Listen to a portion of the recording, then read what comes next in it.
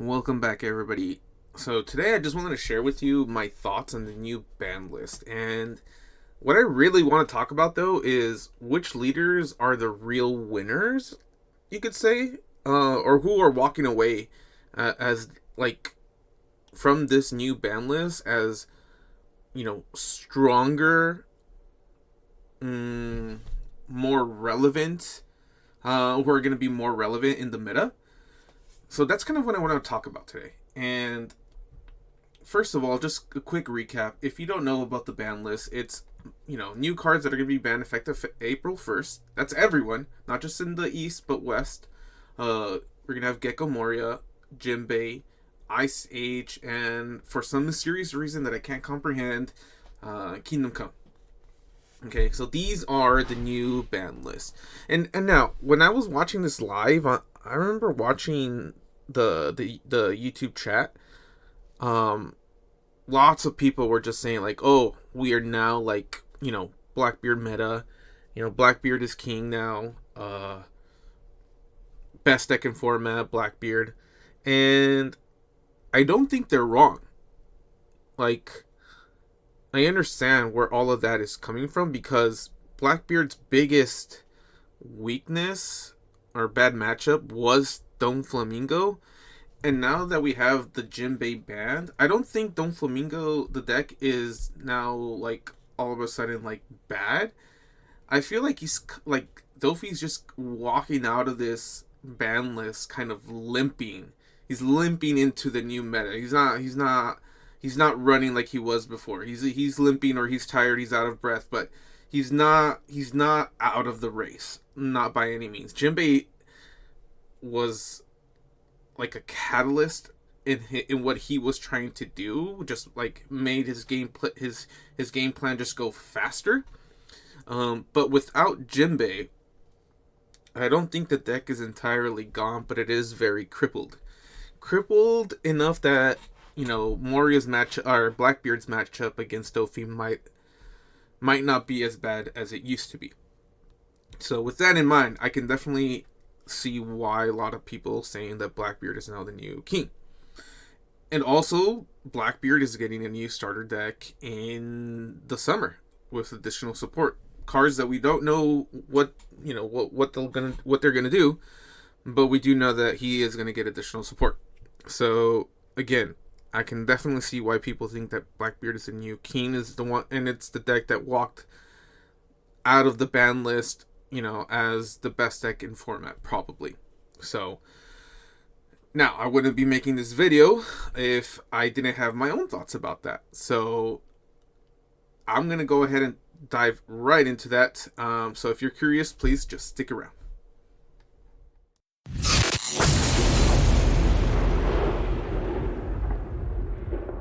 Okay, so the first card that I actually want to talk about, or the first leader, I'm sorry, is Boa.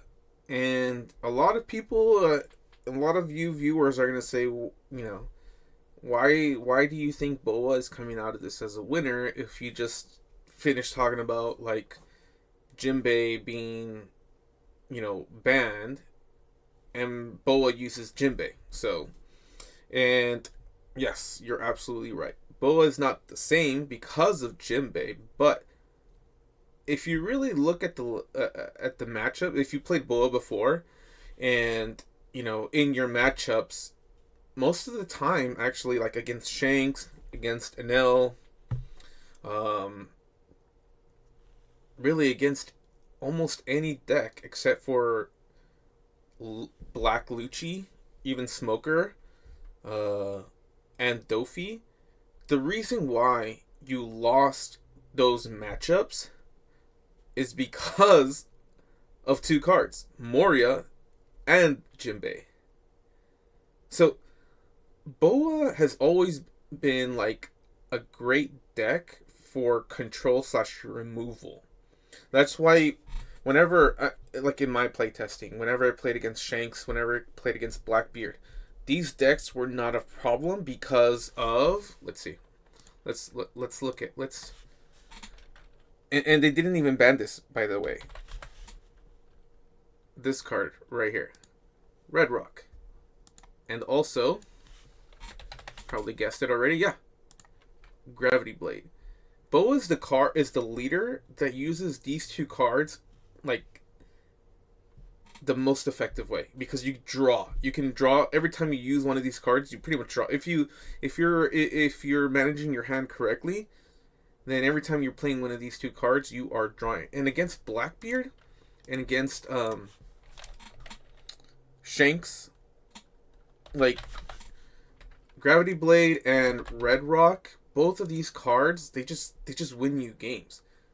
So what were again Boa's toughest matchups or toughest cards were Moria and Jinbei, because the weakness of Boa is your opponent's ability to spam the board. When Lucci played Blackbeard, when Lucci played Moria and summoned, you know, 3 to 4 bodies at once, you had to choose between, do I Red Rock the Moria and then let all the other bodies just attack into me, or do I use Gravity Blade and then just let the Moria, you know, attack me for 9k every turn? You had to choose one or the other. You couldn't keep up with the state of the board because you can't play Red Rock and Gravity Blade at the same time. You had to choose. Against Dofi, it was always, you know, you're always doing Gravity Blade, but it felt like it didn't matter because even if you remove 2 bodies on your turn, next turn they're probably, you know, with Jinbei, they're adding 2 more bodies and an additional one like for with the rest of their Dawn. So Boa had a hard time keeping up with decks that spammed the board. So now with the new restrictions, like no Moria and no Jinbei, even though you like Boa herself used Jinbei, she was not as reliant on Jinbei as Don Flamingo. Like her Boa's strategy wasn't necessarily to flood the board per se, like Don Flamingo. She mostly used Jinbei as a way to kind of play the 4 cost law and bounce something back, uh, and then bounce something back on your opponent's side, get your draw. Right, that's kind of how she used Jinbei, and most of the time, like you don't really need Jinbei to do that as long as you set up your early turns well enough and play like your 1 cost. You can still use your law to bounce one of your little guys back and then control the board on your opponent's side. You can still do that. Granted, you don't get 1 extra body now with Jinbei, but again, the biggest weakness of Boa was just the spam on the board from your opponent. And Red Rock, when that would happen, Red Rock and Gravity Blade, you know, you just wouldn't be able to keep up with the pace of the game with just these 2 cards. But now that those 2 cards are now gone, like Red Rock and Gravity Blade just are gonna be such stronger cards now, especially if Blackbeard does become, you know, like the king of the meta, as many people are saying. You know, again, Red Rock and Gravity Blade are the best answers for that deck. Gravity Blade, the Jesus, Red Rock, the 10 cost Blackbeard, you know, no problem.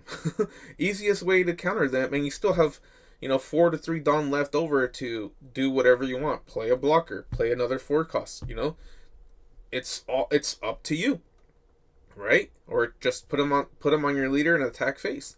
Like, I think the fact that even though Jinbei was banned, it really doesn't hurt Boa as much. And I feel that now that board spamming, I'm not going to say it's gone because there's still leaders out there that can still spam the board. We'll talk about one in a bit.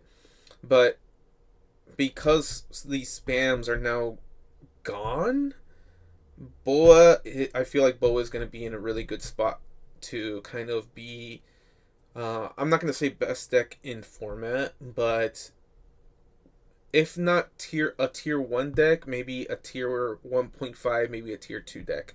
But it's going to have really good matchups against some of the stronger decks, especially Blackbeard. So, you know, so if you were to ask me which which leaders kind of came out winning from these ban lists, the first one that came to my mind was Boa.